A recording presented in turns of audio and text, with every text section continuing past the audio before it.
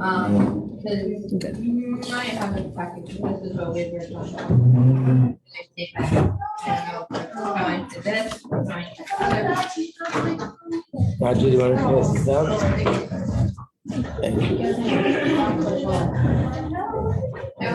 We're not going to share that. Good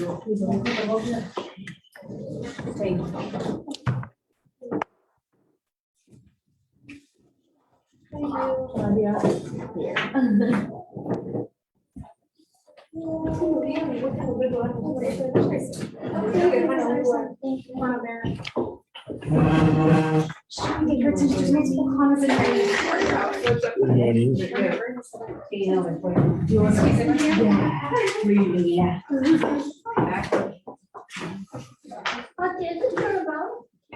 That's right.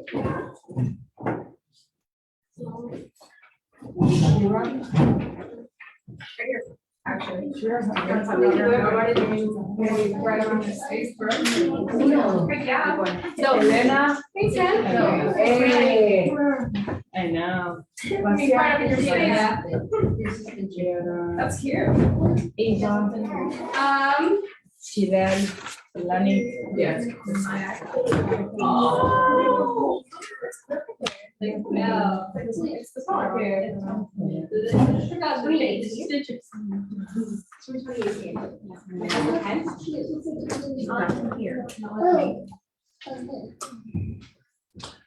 Let me turn it on. Yeah, I'm gonna check. Okay, so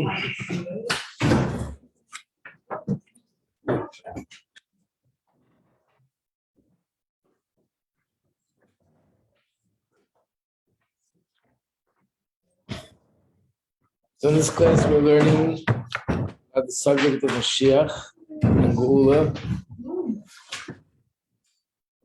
and this is continuation of what we did on Friday. This is the Gemara Sanhedrin, which is actually a tractate that has way over 100 pages, but there's a few pages that concentrate on the subject of Moshiach.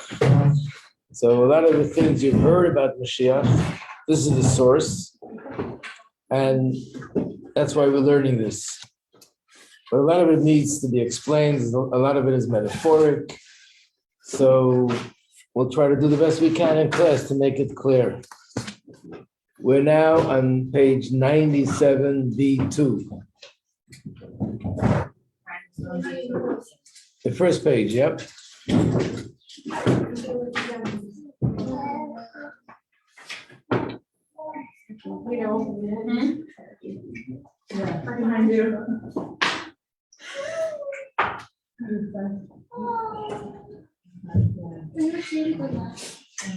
Okay, so where it says the word start, the Gemara asks, what is the meaning?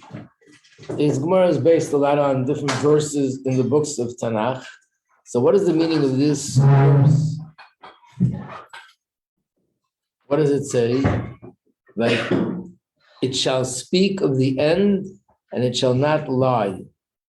So first of all, let me remind you that in Tanakh, in the books of the prophets, whenever it says the end of days, those days, in that time, any kind of expression like that is referring to the times of Mashiach. When it says the end of days, it doesn't mean the end of the world, it means the end of the days of Geulah. So it's sometimes called Kates Hayomin, or just Kates. That's what the word Kates means, the end, meaning the end of Geulah. So the Gemara is asking, this pasuk is saying, it shall speak of the end and not lie. What does that mean?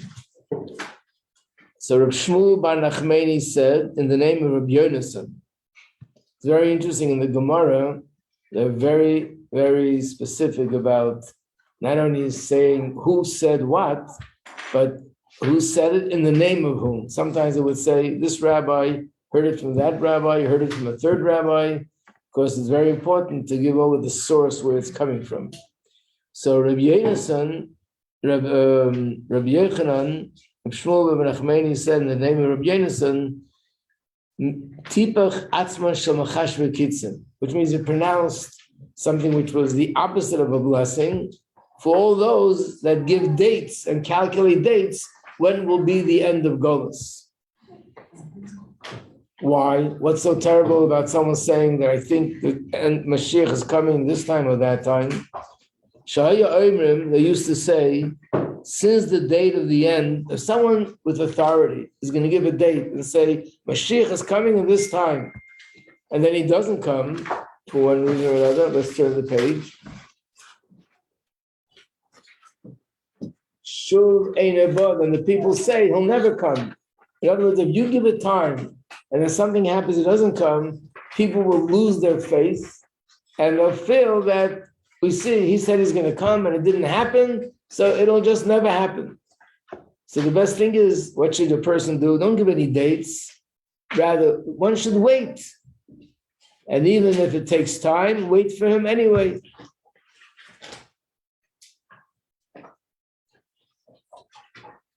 Now, the Ani Mammon, there's the 13 principles of belief.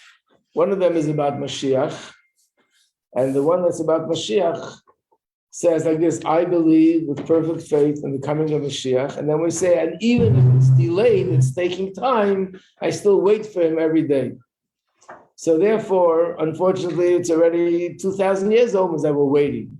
But if someone would come up and say Mashiach is coming a certain date, it's a thing that could discourage others from believing. We'll soon go into it more. Then the Gemara says, now if you would say, let's just counter that, we are waiting for Mashiach, but Hashem is not waiting for him. In other words, what's the point that we're waiting and Hashem is not necessarily waiting for Mashiach? Then what are we going to accomplish? So you're making a mistake. There's a pasuk, there's a verse that says these words, and therefore Hashem waits to grant you favor, and therefore he is exalted to grant you mercy. Which means just like we're waiting for Mashiach, Hashem is waiting for Mashiach. We shouldn't imagine that Hashem put us into Geulah and he wants us, chas v'shalom, to suffer here. So we want Mashiach, but he wants us to be here. He also wants Mashiach to come. So the Gemara asks, well, if that's the case, then what's the problem? Since we are waiting for Mashiach, and he is waiting for Moshiach, what's holding it back? So the Gemara answers, the divine attribution of justice is preventing him from coming. In other words, we know that Hashem runs the world with chesed, with kindness, with compassion, but also justice. People are judged, what they do deserve, what they don't deserve.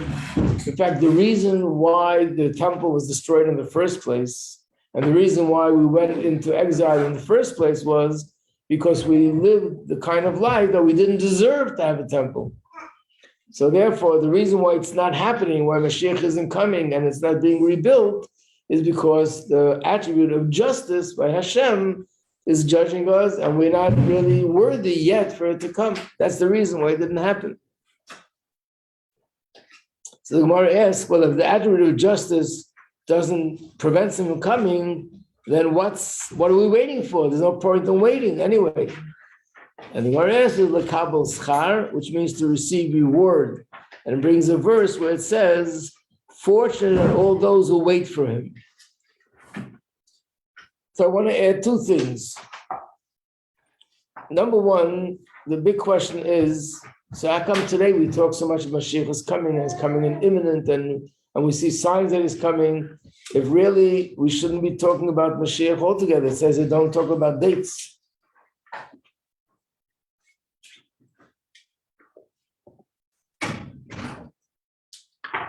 Understand the question? Yep. Mm-hmm. But the answer is that a date means like this, that there are certain dates that Hashem set that in this day or this time, after so many years pass or whatever, that's when Mashiach is going to come. So if someone says, oh, this is the time that it's supposed to happen, then it's something which, like it says in here, the time will come and it won't happen, people will lose their faith. But what the Rebbe is telling us is, what it says here, that the attribute of justice says we're not worthy. That was when this was written. This is written 1,500 years ago. That was at a different time. Now we're already at a time that we are worthy, and therefore it's not like it was then. But there's another point. And again, in order to explain this better, I want to ask another question. If you look in the notes here, note 29, they bring that there were so many great sages that they themselves were the ones that gave times. One was Rambam, Maimonides. One was Rashi. One was a famous sage who was called Reb Sadia Gaon. He was the greatest sage in his generation. Ramban and others that they actually said this and this time is going to be a time for Moshiach. So, two questions. Number one, how are they allowed to do it if the Gemara says it's undesirable? And the second question is, if they gave it time, how come it didn't happen? So you'll see in these notes, but I'll explain you what it says. First of all, the answer is like this. There's a difference between saying, this is it, this is a date that I'm giving you that it's definitely going to happen, and that could create a problem. Or the other possibility is, and that's what most of these tzaddikim did, was they didn't say definitely going to happen. They said, this is a time that's conducive for Mashiach to come. There's something going on in Shamayim, in the spiritual realm, that because of that, it's an opportunity for Mashiach to come. We know there are certain times in the year that are very opportune time for certain things. For example, Yom Kippur, we're supposed to do tshuva. And what's the difference between Yom Kippur and all year? The answer is Yom Kippur is a time that is a special opportunity, a certain window opens up, that now if you do tshuva, you can accomplish it more than any other time of the year. Or even on a regular basis, when you go to shul on Shabbos, and they open the ark to take out the Torah, it says that those moments when they open the doors of the ark, the doors in heaven also open, the gates in heaven open, and if a person has a certain prayer during those moments, it's conducive to be accepted by Hashem and fulfilled, which means there's certain times in heaven that certain things can be accomplished more than others. So therefore, there were times where certain sages saw now is a conducive time for Mashiach. If everybody would make an effort and really work harder, Torah, mitzvahs, and good deeds, we can bring Mashiach. And that's why they said it. What's very different now, what the Rebbe is telling us about Mashiach, and we'll learn about it more when we talk about the Sichos, is not that this is a conducive time. And it's not that I'm giving a date, a certain date, by this day is going to come. Actually, the Rebbe is telling us that we're already in the process of redemption. Things are already happening, and the process is actually unfolding. It's coming in stages, but it's unfolding. And we're already seeing things happen that are part of the process of redemption.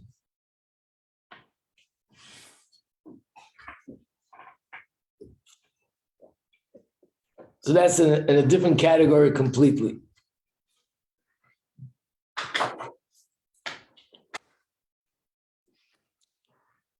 We'll now turn the page to where it says,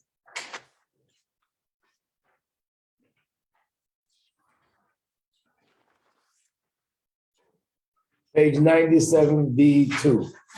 No, we just did that. Yeah, I would have liked the staple to be on the other side, but it's confusing this way. 98A3, yeah, where it says start. Rabbi Yochanan said, if you see a generation, again, in the Gemara, what we find is not a time, but the Gemara describes what the world will look like when Mashiach will come. And when we see things like this happening, we can recognize that this is a time that's conducive for Mashiach. What does he say? If you see a generation, that numerous troubles come on this generation like a river, that's just flowing one thing after another, that means you can expect Mashiach. It means that's a sign that it's conducive for Mashiach. Even though it's trouble and it's negative things, but that's a sign. How do we know this? This is also from a pasuk in the Torah, in the books of the prophets, in Yeshayahu. It says, the stress shall come like a river with the spirit of Hashem devouring within it. So it's talking about stress and negative thing. But right next to it, it says, a redeemer shall come to Zion, which means Mashiach will come and take us out. So we see that before that happens, that's what the world will look like. Why is this brought down? Again, when you talk about Mashiach coming, and people can ask a question, but look what's happening. This is going on, and that's going on, and there's so much anti-Semitism and other things, and some of them are unprecedented. So actually you see from the Gemara that on the contrary, when you will see things that are happening that are unfortunately negative things like a river, that is a sign that you could expect Mashiach. It isn't that a reason, it's a sign. Rabbi Yochanan said, next piece, the son of David, which is another name for Mashiach, because he's a descendant of King David, will come only in a generation that is either entirely virtuous or entirely guilty. In other words, either Mashiach will come in a generation that everybody will be like tzaddikim, or in a generation where everybody will be chas v'shalom the other way. If everybody will be righteous, then we'll be deserving Mashiach. What about the other option? If everybody will be, unfortunately, not keeping Torah mitzvahs, then being that things will be so bad and so low, then Hashem will eventually bring Mashiach, because everything is already like falling apart. So we'll have to bring Mashiach. Where do we know this from? So it brings a pasuk. It says, "V'amech kulam tzadikim," and all your people are righteous, they will inherit the land forever. Which means that when we become all righteous, we'll inherit the land. Where do we know the other part? That if everybody is the opposite from righteous, that could be another reason for Mashiach to come. It says, and there was no man, let's turn to page 98A4. There was no man, and therefore it says, for my sake, I will act. In other words, there's no man that's worthy of Mashiach. So Hashem says, then I'll bring Mashiach, because ultimately he has to come. So basically, of course, we have to do everything we can to bring Mashiach through mitzvahs. No one's going to say, okay, let's all become Rishayim and Mashiach will have to come, chas v'shalom. We have to do what we have to do, and Hashem will send it. By the way, I want to remind you again, all these things that it says, this will happen, that'll happen, nothing is absolute. These are all possibilities. It could happen one way, could happen another way. Let's see in the next part, we'll see it again. Look at the next part. Omer Alexandri, Rabbi Shua ben Levi. No, Rabbi Alexandri said that Rabbi Shua ben Levi, this other sage, asked the following question. Ksiv, it's written, on one hand, it's written in its time, which means there's a time that's designated for Mashiach to come. In another place, it's written in the same place where it says, Achishena, I will hasten his coming. That implies that Hashem will bring Mashiach before its time. So which is it? Is there a time designated, or is it something which can happen even before the time? So the Gemara answers both possibilities could take place. It depends. Zachol, if the Jewish people are deserving, then Hashem will hasten Mashiach's coming. If they don't deserve, then he'll come anyway, but then he'll come in a designated time. So from here we see, and we'll soon see later how it applies to other things also, that if someone asks a question, so which way will Mashiach come, in a designated time, or he could come before the time? The answer, both are possible. It depends on our merit, on our davening, our learning, and our mitzvahs. And depending on that, that will determine whether he'll come earlier than the time or he'll come to the designated time. The same rabbi continues, Amar Rav Alexander, the Rav Alexander said in the name of Rabbi Shua ben Levi. There's another passage that says, Aru imanana shmaya, which means, behold, with the clouds of the heaven, someone will come with the clouds of the heaven. Meaning that Mashiach will come like with the clouds of the heaven. But there's another verse that says, Ani v'reich v'lachamar, he'll be very humble, riding on a donkey. So which way? Is he going to come on a cloud in a very dramatic way, or is he going to come on a donkey, which is the least dramatic way? What does the Gemara answer? Both are true. It could be one way, it could be the other way. And if you remember, when I asked this question, maybe someone here remembers the answer. Being that Torah is supposed to make everything clear from us, why are we left with doubts? Why can't the Torah say clearly, he'll come in a cloud, or he'll come on a donkey, he'll come early, he'll come on time? Why can't the Torah tell us clearly how it's going to be? Anyone remember the answer to that question? Is it because we're gonna ask for we're not told, and we're gonna with our closed eyes we're gonna believe. Right, but why can't the Torah tell us, just like it tells us other things that are going to happen, why can't it be clear about what's going to happen? Why does it leave it in doubt?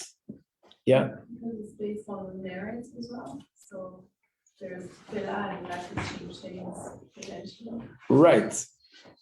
Let me explain that, because it's based on merit, which means it's based on our free choice. If it would say in the Torah that Mashiach has to come this way, that would mean we don't have any free choice anymore. Hashem already declared and designated that it must be a certain way. So because it depends on us and our free choice, it was left open, because it's really both possibilities are there, and we have to make the choice to do one way or another, and that'll be determine how Mashiach will come. So this is the answer for this. The other one, and many other things that it doesn't say clearly, is because that's going to depend on how we, and by the way, it's we, the last generation, before Mashiach comes, what's going to be our behavior, the way we conduct ourselves, is going to be the determining factor in which way Mashiach is going to come. So the two opinions, whether he's coming on a cloud or on a donkey, like anything else, it could mean literally, but it could also mean it's a metaphor, meaning either Mashiach will come in some sort of miraculous way, something miraculous, something spectacular is going to happen, something phenomenal that's going to shake up the whole world, or Mashiach's coming is going to be some sort of a natural way, like a person riding on a donkey, and naturally lead us into the era of redemption. So again, both are possible. Yes.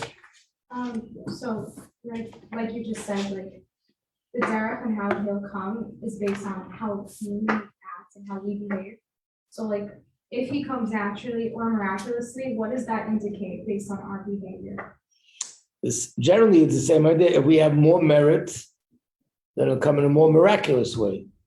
If we have less merit, he'll come anyway, but it'll come in a more sort of natural way. And you don't see the miracle in such an open, an open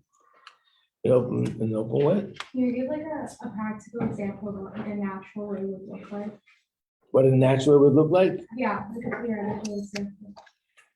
A natural means that there's a certain person who's a tzaddik, and he will not perform any major miracles, just uses influence through teaching, through speaking, to get people to do the right thing. And naturally, people will follow him, will listen to him, and it'll lead us into a generation where Yidden will be excited about Torah mitzvahs, and the non-Jews will be excited about their 7 mitzvahs, and we'll be able to go back to Eretz Yisrael. All these things will happen in a way that could somehow be understood that it's just a completely natural order. Mm-hmm. Take, for example, what's happening now, that there are tens of thousands of people that were far from Judaism, and they're getting closer. No one took a gun and told anybody, if you don't, you're going to get locked up in jail or who knows what. Everything's happening, it appears to be natural. Really, it's something spiritual, but it looks like very natural. You study, you ask questions, you meet a rabbi, you meet a rebbitzin, makes sense, you get excited. But the truth is, this is all, the Rebbe says, this is part of the process of Mashiach. Right now, things are happening in a natural way. On the other hand, there's certain miracles also. like the miracle that happened with Russian Jewry, the miracle that happened in the Persian Gulf War. These are miraculous things.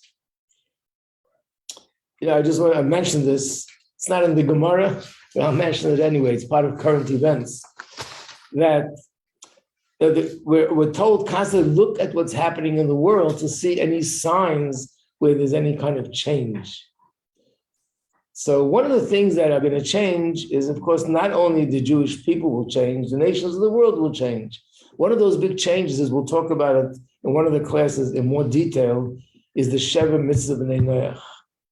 For nearly these last 2,000 years, there was hardly a situation where Jews would go out and teach non-Jews about the 7 mitzvahs, about serving Hashem, because the Jews were happy to be left alone and just be allowed to be Jewish. If a Jew in France or Russia or Poland, all these countries, would go out and say, I have a message for non-Jews how to live, they would kill everybody. They would be pogroms. There's no way that they would last. It was literally dangerous. It was literally life-threatening for a Jew to come out and say that we have a message how non-Jews are supposed to live. Today, we see a different world. There are thousands of people, and thousands of people, you can see this online, that are involved in sort of a movement of following the Sheva Mitzvah B'nai Noach. And there's no issue. Everybody ready to accept it. What I'm referring to is there was an incident that just happened here in America, not in a very spiritual place, but in the world of sports. There was a player playing football, and in the middle of the game, he collapsed, had a severe heart attack. Yeah. And they had to resuscitate him a few times, and he's in the hospital, critical condition. But a very strange thing happened. What happened? They stopped the game. Everybody started praying. From then till now, it was a week ago, everybody's praying. It's all over the place, people are praying. I'm not looking there, but people are coming to me, showing me, look this. The Fox News, which is just a regular, secular, not a religious news station, had the anchorman get up there and say that I don't know if this is the right thing to do here on the television, but he's going to do it anyway. And he starts praying, nothing that sounds like Avodah Zarah, just praying to God. God, he should heal him and make him well. And really, everyone has to realize there is a God. And what they're writing is that in the world of sports, this is unprecedented. In the world of sports, if they're playing a game and someone gets knocked out, they remove him and they continue the game. You don't stop the game. In all sports, that's the way they do it. They write that this is something which no one remembers that ever such a thing should happen. Number one, that the game stops. Number two, that everybody's praying. Not only praying, they're giving charity for him. It's interesting. He had a charity fund. So everybody's giving money for his charity fund. They collected $6 million in a few days or something. So basically, they're asking, like, what's happening? Why are people reacting to this different than other injuries and accidents that happen on the field? And they give different theories why this might be different. But really, the truth is, because even the non-Jewish world is changing. There's more of an awareness, more of a sensitivity, more of a feeling of this idea that people are open about their praying and that praying helps. This is part of how we see a change in the world. And they should be so open about it is because there are changes. So we see changes, but no one's going to say this is a miracle. Things are happening. So there could be a lot of things which happen with the times of Moshiach, but all in a natural order. When it comes in a cloud in heaven, just like somebody would be on a cloud, that would be like an open miracle. That means Moshiach will perform open miracles, like Moshe Rabbeinu did in Egypt. The sea split, and there were plagues. There won't be any plagues, chas v'shalom, but things that are supernatural will happen, or it could happen in a natural order. And when we study Chassidus, it actually explains that both ways have advantages. It's not only one over the other. There's pros and cons in both ways.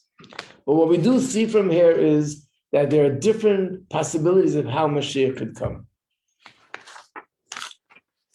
Let's turn the page.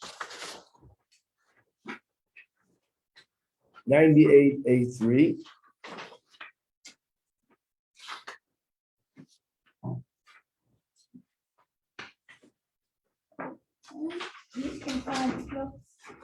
What? 8-5, no? 8. 4. We were at 8-5, now it's 8-5. We were 8-4. 8-5. Okay. So we should go to 98. 8-5. You were just on A4. Really? Yeah. We are 98.4. So let's go to 98.A5. Okay. 98.A5. There was a king called Shavur Malka. This is in the times of the Talmud. So this king said to Shmuel, Shmuel is one of the sages in Babylon, and he said, you say that Mashiach will come on a donkey. I will give him one of my finest horses.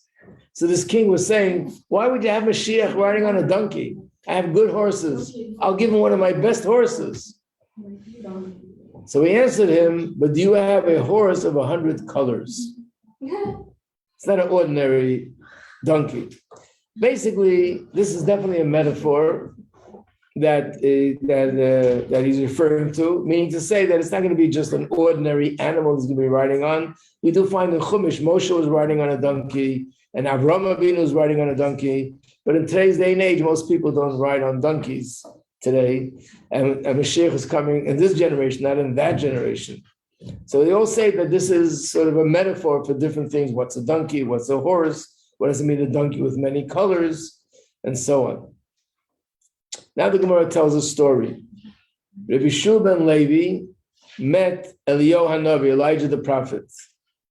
And he was standing by the entrance of the cave Rabbi Shimon bar Yochai. So this is the cave where he's buried. So he said to him, he asked him a question, will I enter the world to come? Rabbi Shul ben Levi was doubting with whom merit to have Olam Haba, the world to come. So he said to him, if Hashem wishes, you will deserve, you will merit to have a world to come.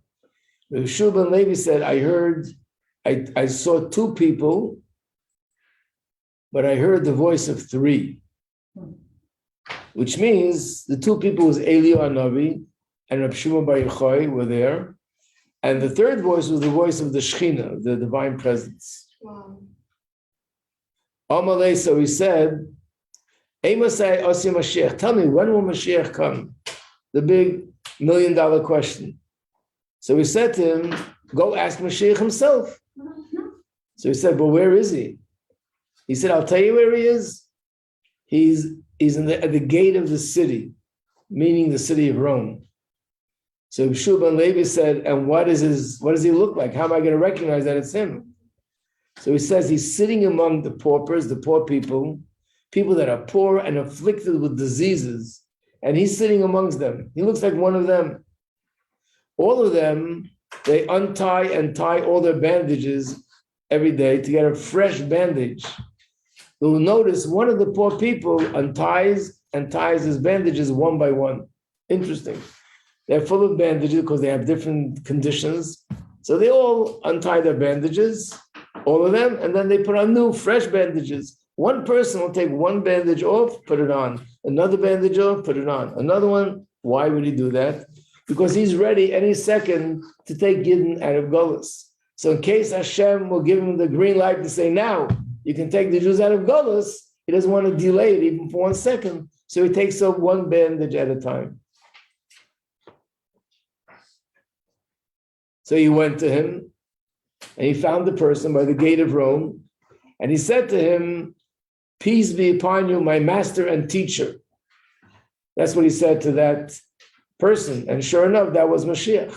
What does it mean, Moshiach? He was the person in the generation that was the potential Moshiach. If Hashem would want to send Moshiach, he would choose that person. He was a hidden tzaddik. So he answered him, peace upon to you, the son of Levi. And then he asked him the question, when is master coming? When are you coming? So he answered to him, Hayom, today. So later he met Eliyahu Hanavi, and he met him and said, so what did he say to you? And he answered, 98A6. It's a miracle they have numbers here. Otherwise, you'd really be lost.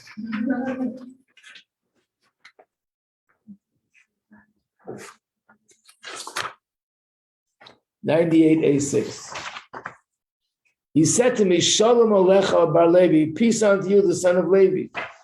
So Eliyahu said, well, now you can be guaranteed that you and your father are both destined to enter the world to come. If Moshiach said to you these words, peace unto you, the son of Levi, mentioned your name and your father's name, you're guaranteed to have a share in the world to come. But then he said to Eliyahu, but he lied to me. He told me he's coming today and he didn't come. So he answered him, this is what he meant to say. When he said Hayyim, he didn't mean today. He meant to be alluding to a verse in the Torah. What verse? There's a pasuk in the Chumash where it says, Hayyim and Mekayla Tishmo. Today, if you heed Hashem's voice. In other words, he was telling him, today, if you listen to Hashem, if you conduct this, everybody will conduct themselves properly. So what was he fooling him? No, he was also telling him a message that Moshiach can come any day. In other words, there's nothing stopping except for us improving ourselves. And if we improve ourselves, in 1 second, Moshiach could come and we go out of Geulah. Every day is a day that it could happen. So that's what the word Hayom means. There's a lot of discussion here as well. Again, is this literal that he was sitting by the gates of Rome the whole day? That's what he was doing. What was he busy with? What was happening? So it's not clear. Some of the commentaries say no, it means literally he was a hidden tzaddik and he was sitting there, and that's how he identified him. And some say it's more of a metaphor. But one thing is clear, that Mashiach can come any day. In fact, in the Gemara, what we learned last week, and we'll learn more things where it says, we just learned now, Mashiach will come, either everybody will be tzaddikim or everybody will be the opposite. All these things, it's not 100% prerequisite that this must happen for Mashiach to come. At the end of the day, Mashiach can come anytime, and mainly as long as we are deserving of Mashiach. So there's actually a halacha, an interesting halacha, that if somebody says, the day Mashiach comes, I'm making a vow. The day Mashiach comes, I'm going to be a nazir, which means I won't be allowed to drink wine anymore. From that day and on, he's never allowed to drink wine. Why? Because maybe today will be the day that he'll come. But you could say, how could it be? Doesn't Eliyahu have to come first? Doesn't this have to happen first? Doesn't that have to happen? Have to be wars? Have to be this? And the answer is, basically, in halacha, there is nothing else that stands in the way. It can happen any day, any moment, and that's why we say, Ani Mamin. I believe in perfect faith that any day could be the day that Mashiach will come. So, and that's what he answered him, Hayyim, I can come today. I can come any day, as long as there is, when there will be mitzvahs performed and Torah studied and good deeds are done, that day, that moment could be the final day of the Geulah and the day that Mashiach comes.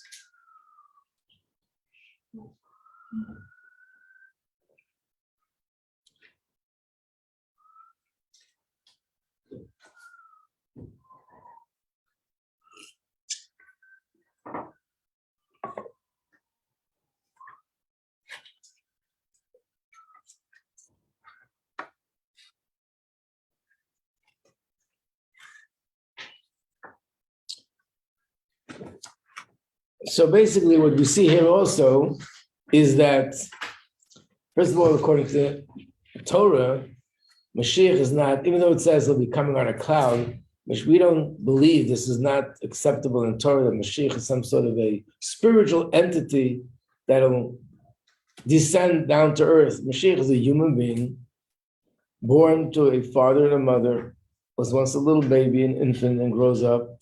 Just like Moshe Rabbeinu was an infant in the basket, we learn about in this week's parsha. Same with the Mashiach. But the question is, at a certain time, this person will be told by Hashem that this is his mission. So take an example, this story. Someone asked the question last week, does Mashiach know that he's Mashiach before the time comes to take the Jews out of Geulah? Does this story answer that question? Yeah. It says that this person knew that he's Moshiach. He was actually taking the bandages off one by one in case Hashem says, green light, go take the Jews out of Geulah. But it wasn't the time yet, because they were still in Rome, they were still in exile. But we see from this that, yes, it's possible that the person who's meant to be Mashiach already knows, even before the time comes, that they have been designated for this purpose, and they have to be prepared that when the time comes, they will take the Yidden out of Geulah.